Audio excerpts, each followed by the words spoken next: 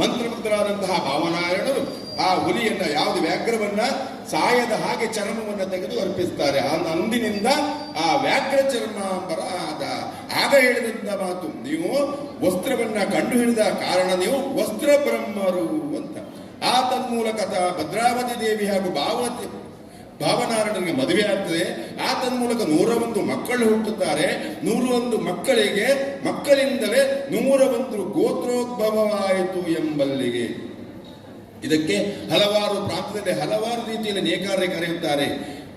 ಪದ್ಮದ ನಾಳದಿಂದಲೇ ಬಟ್ಟೆಯನ್ನ ತಯಾರಿಸಿದ ಕಾರಣ ಪದ್ಮಶಾಲಿಗಳಂತಲೂ, ಬಟ್ಟೆಯನ್ನ ನೇಯ್ಗೆ ಮಾಡುವ ಕಾರಣ ನೇಕಾರರೆಂತಲೂ, ದೇವರ ಅಂಗಕ್ಕೆ ಬಟ್ಟೆಯನ್ನ ತೊಡಿಸಿದ ಕಾರಣ ದೇವಾಂಗರೆಂತಲೂ ಒಂದೊಂದು ಪ್ರಾಂತದಲ್ಲಿ ನಮ್ಮನ್ನು ಕೊಂಡಾಡುತ್ತಾರೆ. ಅಂತಹ ಒಂದು ಮೂಲ ಪೀಠಿಕೆ, ಮೂಲ ಪೌರಾಣಿಕ ಹಿನ್ನೆಲೆ ಇರ್ತಕ್ಕಂಥ ಸಮಾಜ ಈ ನೇಕಾರ ಬಾಂಧವರು. ಇಂದು ಈ ಪ್ರತಿಷ್ಠಾನದ ವತಿಯಿಂದ ವಿಶೇಷವಾಗಿ ಕಾರ್ಯಕ್ರಮವನ್ನು 11 ದಿನಗಳ ತನಕ ಇರಿಸಿಕೊಂಡಿದ್ದಾರೆ. ಕೈಮಗ್ಗವನ್ನು ಉಳಿಸಬೇಕು, ಬೆಳೆಸಬೇಕು, ಮುಂದಿನ ತಲೆಮಾರಿಗೆ ತೋರಿಸಬೇಕು ಎಂಬ ಸದ್ದಿಚ್ಛೆ. ಆ ಇಚ್ಛೆಗೆ ಆ ಪೂರಕವಾಗಿ ಪೂಜ್ಯಪಾದ ನಮಗೆ ವಿಶೇಷವಾದಂತಹ ಒಂದು ಆಶೀರ್ವಚನದ ಮೂಲಕ ಹಲವಾರು ಸಂಸ್ಥೆಯ ಆ ಸಹಯೋಗದೊಂದಿಗೆ ಇರಿಸಿಕೊಂಡಂತಹ ಕಾರ್ಯಕ್ರಮ ಇದು. ನ ಭೂತೋ ನ ಭವಿಷ್ಯತಿ.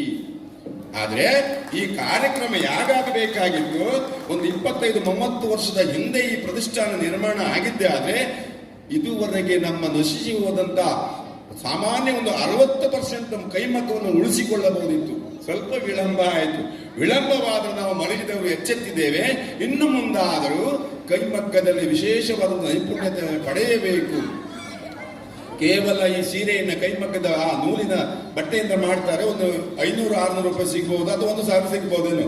ಆದರೆ ನಾನೀಗ ಧರಿಸಿದಂತ ಈ ಕೈಮಗ್ಗದಿಂದ ಸಿದ್ಧಪಡಿಸಿದಂತ ಪ್ಯೂರ್ ರೇಷ್ಮೆಯ ಬಟ್ಟೆ, ಈ ಕೌಶಲ್ಯವನ್ನ ಇಂದ್ರಾಣಿಯವರು, ಅವರ ಕಮಿಟಿಯವರು ಇಲ್ಲಿ ಯೋಚನೆ ಮಾಡಬೇಕು, ಅದನ್ನ ತೊಡಗಿಸುವ ಬಗ್ಗೆ. ಈ ಶುದ್ಧ ರೇಷ್ಮೆಯ ನೂಲನ್ನ ತಂದು ಈ ಕೈಮಗ್ಗದಲ್ಲಿ ಪೋಣಿಸಿ ಬಟ್ಟೆಯನ್ನ ಮಾಡುವಂತಹ ಒಂದು ಕೌಶಲ್ಯವನ್ನ ಪಡೆದದ್ದೇ ಹೌದಂತಾದ್ರೆ ನಮ್ಮ ಕೈಮಗ್ಗ ಯಾವುದೇ ಕಾರಣಕ್ಕೂ ಅವನತಿ ಹಂಚಿಗೆ ಹೋಗುವುದಿಲ್ಲ. ಈ ರೇಷ್ಮೆ ಬಟ್ಟೆಯನ್ನು ನೈದದ್ದೇ ಹೌದಂತಾರೆ ಕಡಿಮೆ ಪಕ್ಷ 2,500-3 ಸಾವಿರ ಒಂದು ಸೀರೆ ನೈದರು ಸಿಗ್ತದೆ. ಅಂತ ಒಂದು ಕೌಶಲ್ಯವನ್ನು ನಮ್ಮ ಪ್ರತಿಷ್ಠಾನ ಮುಂದೆ ಇರಿಸಿಕೊಳ್ಳಲಿ, ಅದರ ಬಗ್ಗೆ ವಿಜ್ಞಾನಿಗಳಿಂದ ತಿಳಿಯಲಿ, ನಮಗೂ ಅದನ್ನ ಉಣಬಡಿಸಲಿ ಅನ್ನುತ್ತಾ.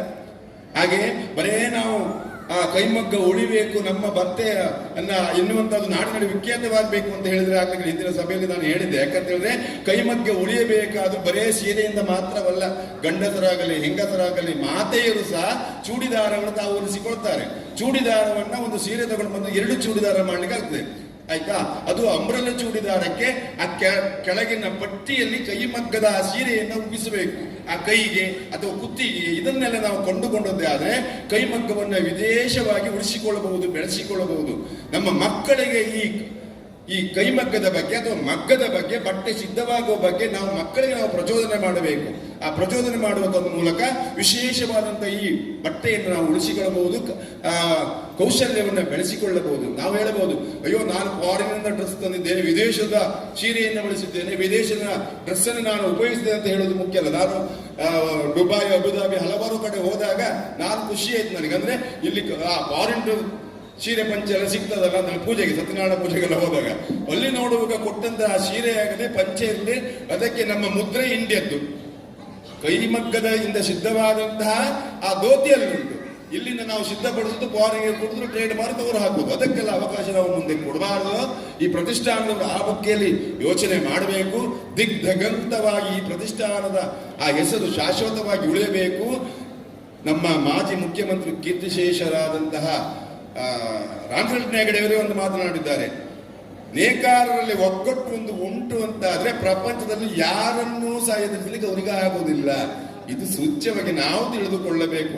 ಹಾಗಾಗಿ ಈ ಕೈಮಗ್ಗವನ್ನು ಉಳಿಸಬೇಕು, ಕೈಮಗ್ಗವನ್ನು ಬೆಳೆಸಬೇಕು, ಮುಂದಿನ ಜನಕ್ಕೆ ತಲುಪಿಸಬೇಕು. ಮಾತಾಡಲಿಕ್ಕೆ ಅವಕಾಶ ಕಲ್ಪಿಸಿಕೊಟ್ಟಂತ ಎಲ್ಲವರಿಗೂ ಧನ್ಯವಾದ ಅರ್ಪಿಸ್ತೇನೆ. ಸ್ವಾಮೀಜಿಯರಿಗೆ ಮತ್ತೊಮ್ಮೆ 100,000 ಪ್ರಣಾಮವನ್ನು ಅರ್ಪಿಸ್ತೇನೆ. ಸರ್ವರಿಗೂ ಸನ್ಮಂಗಲವಾಗಲಿ. ನಾರಾಯಣ.